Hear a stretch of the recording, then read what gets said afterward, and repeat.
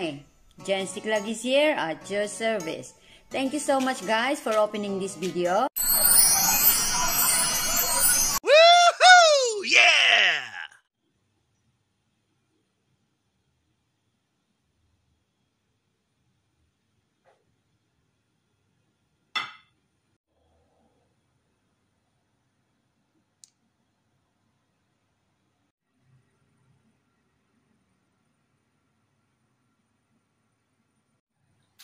Hello everyone, it's Jessica Laguerre.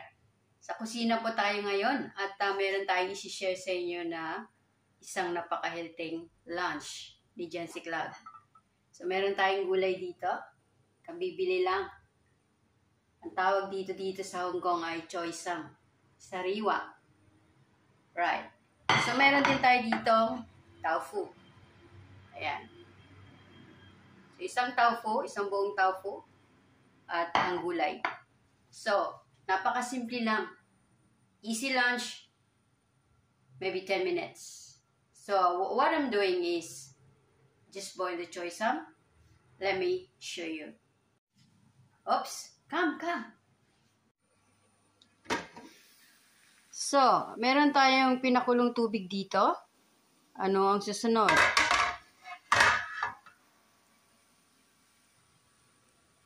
Ilalagay natin itong choy sam. Yan. Para i-steam. Yan. Yeah. Ganun lang kasimple. So, takpan na natin. I-steam natin yan ng 1 minute. See you. Alright. Ang susunod natin gagawin, itong tofu. So, ipa-fry natin itong tofu. Siyempre, kailangan natin ng mantika. Ayan na ang mantika. Habang inaantay nating uminit, ang ating choy sam ay luto na. So, ang gagawin natin dito, i-off natin.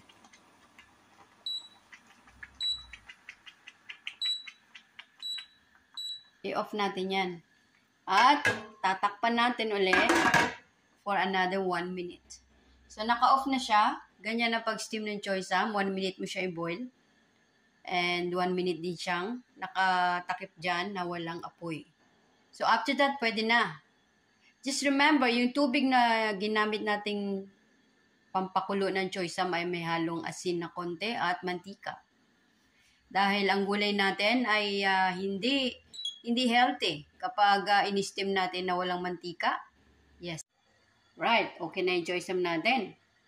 Balikan natin ngayon itong tofu. I think mainit na yung mantika. Tara. So, ayan na, mainit na nga. Ilalagay na natin ngayon itong tofu. So, medyo dahan-dahan lang kasi medyo malambot siya. Lagay na natin dyan. Okay. Medyo mainit yung mantika, medyo mainit, kaya ganyan siya kalakas. Okay, so habang piniprito natin yung ating tofu, balikan natin yung choy sam. Okay na yun. Tanggalin na natin, lalagyan na natin sa pinggan.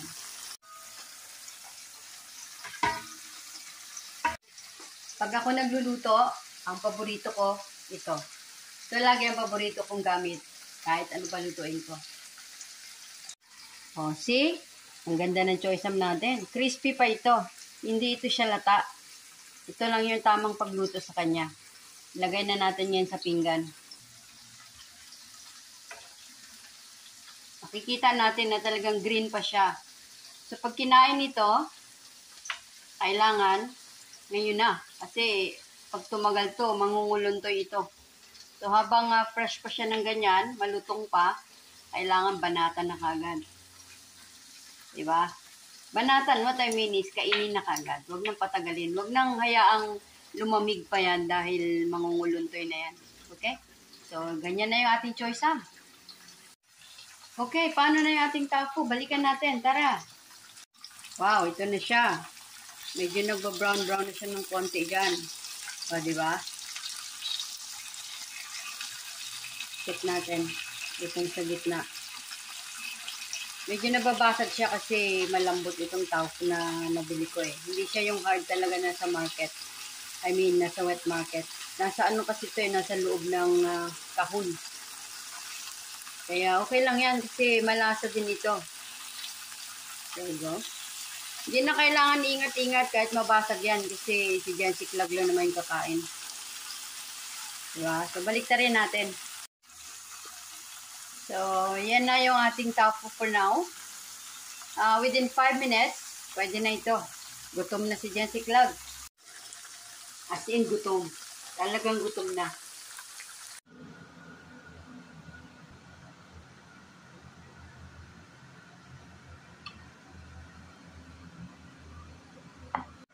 Alright, ito na yung ating lunch. Fried tofu with simple steam. Green vegetable, it's choy sang. Alright, tara, kain na.